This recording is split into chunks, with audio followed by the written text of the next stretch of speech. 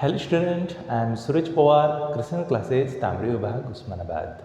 In today's lecture, we have started a new topic on page number 63 of Science, Part 1st, Standard 10. Let us see the new topic on page number 63 is heat. विद्यार्थी मित्रांनो, आपण आजच्या पिरियडमध्ये नवीन topic start करणार आहोत. Page क्रमांक 63, विज्ञान भाग 1, इयत्ता 10वीचा नवीन टॉपिक आहे हीट. विद्यार्थी मित्रांनो, हीट हा टॉपिक स्टेट बोर्डसाठी 6 मार्काचं किंवा 8 मार्काचं याला वेटेज असतं. तर चालू करूया हीट हा topic. Late us see the first point. विद्यार्थी मित्रांनो, हा तुम्हाला एक ग्राफ दिसत आहे.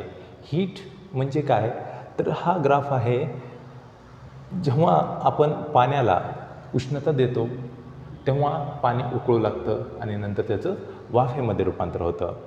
पण जेव्हा आपण बर्फ घेतो आणि बर्फाला उष्णता देतो तेव्हा बर्फाला उष्णता देत असताना जोपर्यंत त्या बर्फाचं पूर्ण रूपांतर पाण्यामध्ये होत नाही तोपर्यंत बर्फाचं टेम्परेचर हे 0 डिग्री सेल्सिअस राहतं. जेव्हा बर्फाचं पूर्णपणे पाण्यामध्ये रूपांतर होतं आणि उष्णता कंटिन्यू त्याला देणं चालूच ठेवतो तेव्हा हळूहळू त्या पाण्याचं टेम्परेचर 0 डिग्री सेल्सिअसपासून 100 डिग्री सेल्सिअसपर्यंत हळूहळू वाढत जातं. म्हणजे काय होतं विद्यार्थी मित्रांनो, की बर्फाचं रूपांतर पूर्णपणे पाण्यामध्ये होईपर्यंत त्याचं टेम्परेचर 0 डिग्री सेल्सिअस हे कॉन्स्टंट राहतं. ही 0 डिग्री सेल्सिअस हे टेम्परेचर कॉन्स्टंट राहण्यापाठीमागचं कारण काय, की बर्फाचं रूपांतर पाण्यामध्ये करण्यासाठी जी आपण त्याला उष्णता देतो ती उष्णता वापरली जाते. म्हणजेच बर्फामधले बंध वीक करण्यासाठी, तोडण्यासाठी. परिणामी बर्फाचं जोपर्यंत रूपांतर पाण्यामध्ये होत नाही तोपर्यंत त्याचं टेम्परेचर 0 डिग्री सेल्सिअस एवढं कॉन्स्टंट असतं. पण जेव्हा आपण त्या पाण्याला उष्णता देणं चालूच ठेवतो तेव्हा ते पाणी हळूहळू त्याचं टेम्परेचर वाढायला लागतं. 0, 10, 20, 30, 40 असं करत 100 डिग्री सेल्सिअस होतं. आणि जेव्हा त्या पाण्याचं टेम्परेचर 100 डिग्री सेल्सिअस होतं त्यावेळेस त्याचं टेम्परेचर तिथे वाढणं स्टॉप होतं आणि 100 डिग्री सेल्सिअसला पाण्याचं रूपांतर वाफेमध्ये होतं. म्हणजेच 100 डिग्री या सेल्सिअसला टेम्परेचर कॉन्स्टंट राहतं. कधीपर्यंत, जोपर्यंत त्या पाण्याचं पूर्ण रूपांतर वाफेमध्ये होत नाही तोपर्यंत. म्हणजेच 100 डिग्री सेल्सिअसला पाणी हे उष्णता पाण्यामधले बंध वीक करण्यासाठी वापरतो आणि ते बंध वीक केल्यामुळे, बंध तोडल्यामुळे पाण्याचं रूपांतर वाफेत होतं. परिणामी 100 डिग्री सेल्सिअसला पाणी उकळतं आणि ते टेम्परेचर तिथेच कॉन्स्टंट राहतं 100 डिग्री सेल्सिअस आणि नंतर त्याचं वाफेमध्ये रूपांतर होतं जर आपण कंटिन्यू त्याला हीट देत राहिलो, उष्णता देत राहिलो तर. हा ग्राफ दर्शवतो. तर हाच ग्राफ आपल्याला आज इथे अभ्यासायचा आहे. चला तर पाहूया हा ग्राफ. पहिला आहे, in this graph A B represent conversion of ice into water. या ग्राफमध्ये ए बी दर्शवतो आईसचं पाण्यामधील रूपांतर. म्हणजे विद्यार्थी मित्रांनो, हा जर तुम्ही ग्राफ पाहिला तर या ग्राफमधला हा जो ए बी, जो हा कर्व आहे, हा काय दर्शवतो ए बी हा कर्व, तर बर्फाचं पाण्यामधलं रूपांतर. म्हणजे ए हा पॉईंट आहे 0, ज्या ठिकाणी टेम्परेचर 0 डिग्री सेल्सिअस आहे त्या पॉईंटला ए हा आहे आणि 0 डिग्री सेल्सिअसला बर्फाचं रूपांतर पाण्यामध्ये होतं. म्हणून ए बी हा दर्शवत आहे बर्फाचं पाण्यामधील रूपांतर. म्हणजेच ए बी हा बर्फाचं पाण्यामधलं रूपांतर दर्शवतो. म्हणून इथं 0-0 लिहिलं आहे, कारण की 0 डिग्री सेल्सिअसला बर्फाचं पाण्यात रूपांतर होतं. In this graph A B represent conversion of ice into water. Let us see next point. When ice heated it melt at 0 degree Celsius and convert into water. जेव्हा आईसला आपण हीट करतो तेव्हा तो मेल्ट होतो म्हणजे वितळतो 0 डिग्री सेल्सिअसला आणि convert होतो वॉटरमध्ये. म्हणजे विद्यार्थी मित्रांनो, जेव्हा आपण बर्फाला उष्णता देतो तेव्हा तो बर्फ वितळू लागतो 0 डिग्री सेल्सिअसला आणि तो कन्वर्ट होतो वॉटरमध्ये. नक्कीच 0 डिग्री सेल्सिअसला बर्फाचं रूपांतर पाण्यात होतं जेव्हा आपण बर्फाला उष्णता देतो तेव्हा. म्हणजेच when ice heated it melt at 0 degree celsius and convert into water. Third point, until all ice convert into water temperature remain constant at 0 degree celsius. जोपर्यंत सर्व बर्फाचं रूपांतर पाण्यामध्ये होत नाही तोपर्यंत टेम्परेचर हे कॉन्स्टंट राहतं 0 डिग्री सेल्सिअस. म्हणजे विद्यार्थी मित्रांनो, जोपर्यंत पूर्णपणे बर्फाचं रूपांतर पाण्यामध्ये होत नाही तोपर्यंत त्या बर्फाचं टेम्परेचर हे 0 डिग्री सेल्सिअस एवढं कॉन्स्टंट राहतं. म्हणजेच जर आपण बर्फ घेतला आणि बर्फाला जर आपण उष्णता द्यायला लागलो तर बर्फाचं पाण्यामध्ये रूपांतर होणार आहे आणि त्या पाण्याचं बर्फापासून पाणीमध्ये जे रूपांतर झालेलं आहे त्या पाण्याचं जर आपण टेम्परेचर मोजलं तर ते 0 डिग्री सेल्सिअस असणार आहे. कारण की आपण दिलेली उष्णता ते बर्फ वापरतो कशासाठी?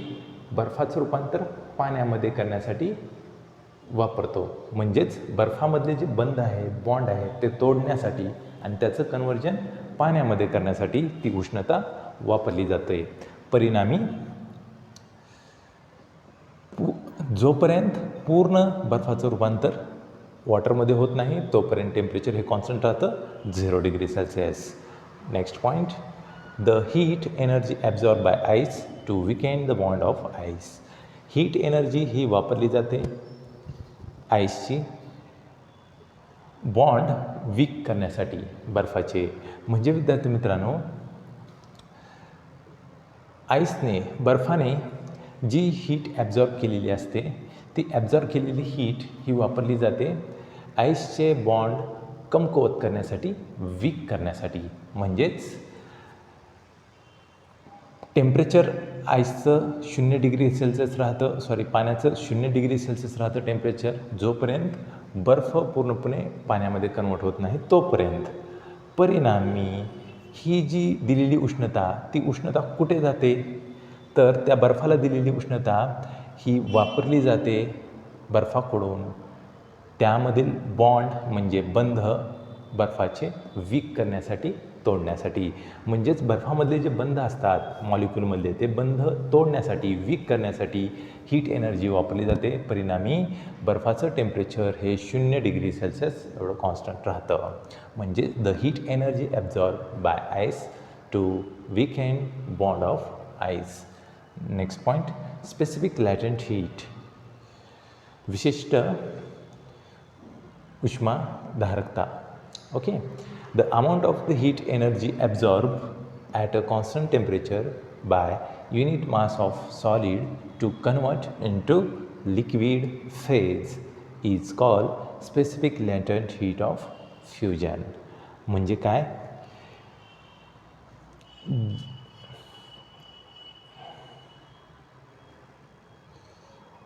एखाद्या विशिष्ट अशी हीट एनर्जी जी शोषली जाते स्थिर अशा टेम्परेचरला सॉलिडचं रूपांतर लिक्विडमध्ये करण्यासाठी त्याला स्पेसिफिक लॅटंट हीट असं म्हटलं जातं. म्हणजे थोडक्यात काय की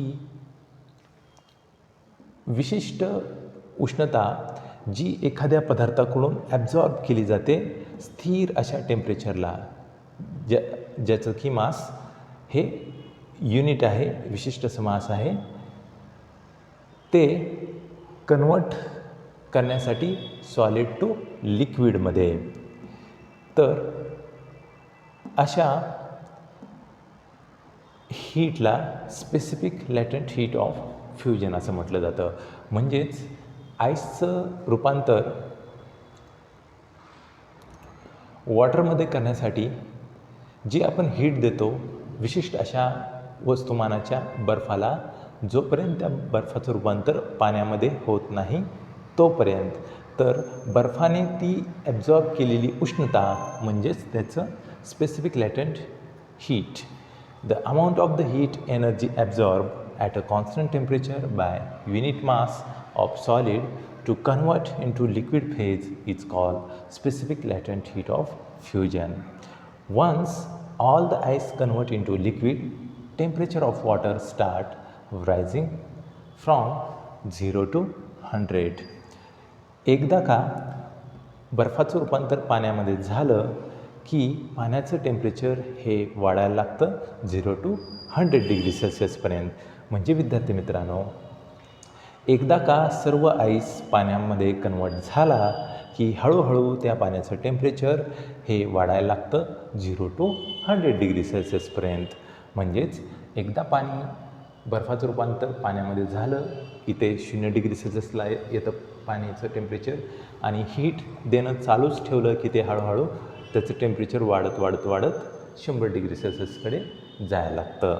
म्हणजेच once all the ice convert into liquid, temperature of water start rising from 0 to 100. Next point, temperature at 100 degrees Celsius, water start convert into vapor. 100 degree Celsius या तापमानाला वॉटरचं रूपांतर व्हेपरमध्ये होतं. म्हणजे विद्यार्थी मित्रांनो, 100 डिग्री सेल्सिअस या टेम्परेचरला पाण्याचं रूपांतर हे वाफेमध्ये होतं. बरोबर, जेव्हा पाण्याचं तापमान हे 100 डिग्री सेल्सिअस असतं त्यावेळेस ते कॉन्स्टंट असतं. कधीपर्यंत? जोपर्यंत त्या पाण्याचं रूपांतर वाफेमध्ये होत नाही तोपर्यंत. म्हणजेच temperature at 100 degree Celsius, water start convert into vapour. 100 degree Celsius या टेम्परेचरला वॉटरचं रूपांतर व्हेपरमध्ये व्हायला लागतं.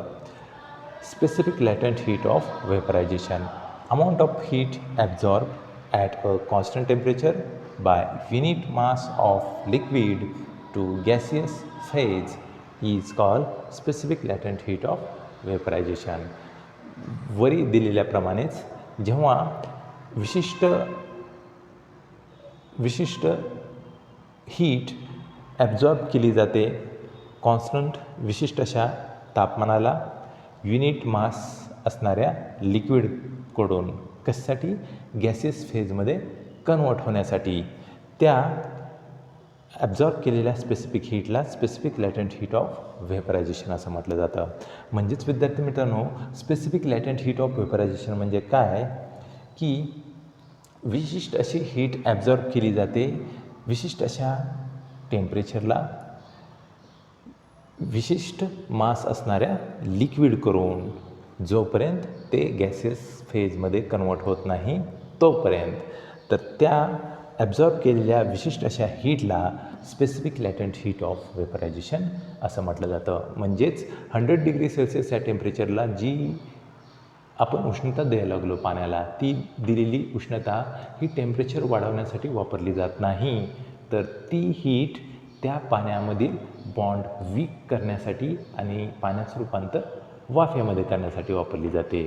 मग ती जी हीट बॉन्ड वीक करून वॉटर फेजचं व्हेपर फेजमध्ये रूपांतर करण्यासाठी जी वापरली जाते हीट, त्या हीटला specific latent heat of vaporisation असं म्हटलं जातं. म्हणजेच amount of heat absorb at a constant temperature by unit mass of liquid to gaseous phase is called specific latent heat of व्हेपरायझेशन.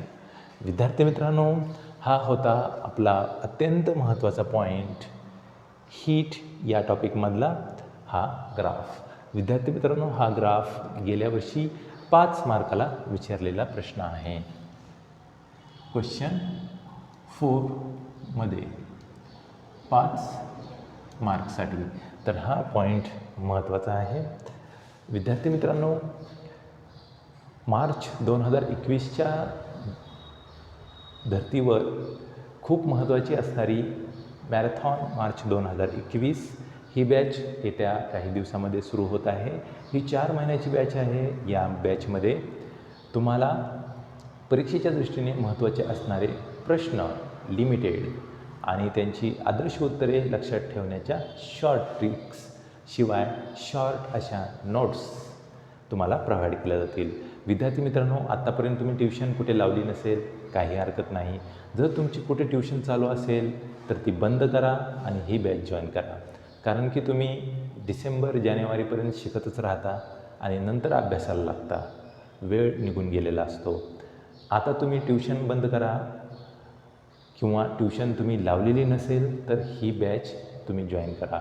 Tuition बंद करून ही मॅरेथॉन बॅच करा. कारण की आपण आता 4 महिने फक्त परीक्षेमध्ये काय विचारलं जाऊ शकतं आणि आपण काय वाचलं पाहिजे एवढाच या बॅचमध्ये विचार करतो आणि त्या दृष्टीने मार्गदर्शन करतो. तर विद्यार्थी मित्रांनो, तुम्ही सध्या ट्युशन कुठे चालू असेल तर ती लगेच बंद करा आणि आपली बॅच जॉईन करा. कारण की ही बॅच तुम्हाला खूप उपयोगी पडणार आहे. कारण की ह्या बॅचमध्ये परीक्षेच्या दृष्टीने महत्त्वाचे असणारेच प्रश्न डिस्कस केले जातात आणि त्यांचे शॉर्ट नोट्स ज्या की वाचायला सोप्या, लक्षात ठेवायला सोप्या अशा प्रोव्हाइड करतो. तेवढ्या नोट्स वाचल्या, बॅच केली, तुम्हाला नक्की 90च्या पुढे मार्क पडल्याशिवाय राहणार नाहीत. तर विद्यार्थी मित्रांनो, ही मॅरेथॉन बॅच येत्या काही दिवसामध्ये सुरू होत आहे. ही 4 महिन्याची बॅच आहे. या बॅचसाठी ऑनलाईन बॅच असणार आहे. ह्या बॅचसाठी तुम्ही माझ्याशी संपर्क साधू शकता. थँक्यू.